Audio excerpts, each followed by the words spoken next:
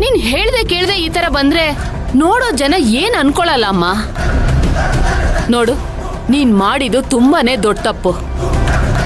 ಈಗಷ್ಟೇ ಮದ್ವೆ ಆಗಿದೆ, ಆಗ್ಲೇ ಅಪ್ಪನ ಮನೆಗ್ ಬಂದಿದ್ದಾಳೆ ಅಂತ ನೋಡಿ ಜನ ಆಡ್ಕೊಳಲ್ವಾ? ಏಯ್ ಬಾಮ, ಬಾಯಿ ಮುಚ್ಕೊಂಡು ಸುಮ್ಮನೆ ನಿಂತ್ಕೊಳ್ಳೆ. ಯಾರು ಏನಾದ್ರೂ ಅನ್ಕೊಳ್ಳಿ, ಏನ್ ಬೇಕಾದ್ರೂ ಮಾತಾಡ್ಕೊಳ್ಳಿ, ನಾನು ಅದಕ್ಕೆಲ್ಲ ತಲೆ ಕೆಡಿಸ್ಕೊಳ್ಳೋದಿಲ್ಲ. ಆದ್ರೆ ನೀನ್ ಈ ತರ ಮಾತಾಡಿ ನನ್ನ ಕಂದನ ಮನ್ಸನ್ನ ಹಾಳು ಮಾಡಬೇಡ. ನೀನ್ ಅವಳ ಮಾತಿಗೆಲ್ಲ ತಲೆ ಕೆಡಿಸ್ಕೊಬೇಡಮ್ಮ, ಅರ್ಥ ಆಯ್ತಾ?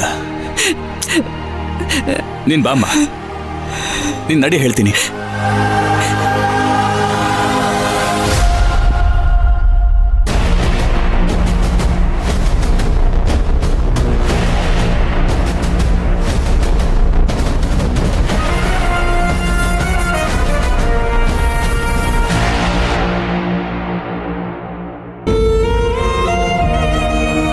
ಸಪ್ತಮಿ, ಅಪ್ಪ ಈ ತರ ಕೇಳ್ತಾ ಇದ್ದಾನೆ ಅಂತ ಅನ್ಕೋಬಿಡಮ್ಮ. ಮನೇಲೆಲ್ಲ ಆರಾಮ್ ತಾನೆ? ಜಗಳ ಏನಾದ್ರೂ? ಆ ಥರ ಎಲ್ಲ ಏನೂ ಇಲ್ಲ ಅಪ್ಪ. ಅಲ್ಲ, ನಾನು ಯಾಕೆ ಪದೇ ಪದೇ ಕೇಳ್ತೀನಿ ಗೊತ್ತಾ? ನಿನ್ನೆ ರಾತ್ರಿ ನೀನ್ ಬಂದು ಅಪ್ಪ ಅಪ್ಪ ಅಂತ ಕರ್ದಂಗಾಯ್ತಮ್ಮ. ಒಂಥರ ಸಂಕಟದಲ್ಲಿದ್ದಂಗೆ ಅನ್ನಿಸ್ತು ನನಗೆ. ಅದಕ್ಕೆ ಕೇಳ್ತಾ ಇದ್ದೀನಿ. ಹೇಳಮ್ಮ,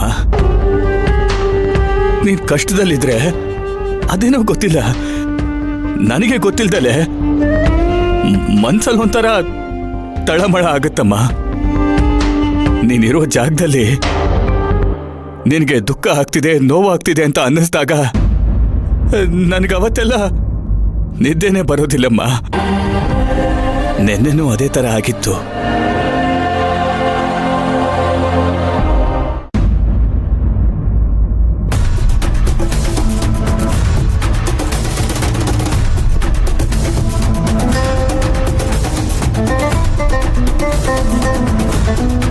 ಓ ಬಾವಾ, ಇದೇನಿದು ದಿಢೀರಂತ ದರ್ಶನ ಕೊಟ್ಬಿಟ್ಟಿದ್ದೀರಾ?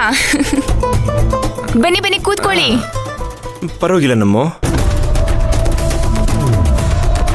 ಏನ್ ಬಾವಾ,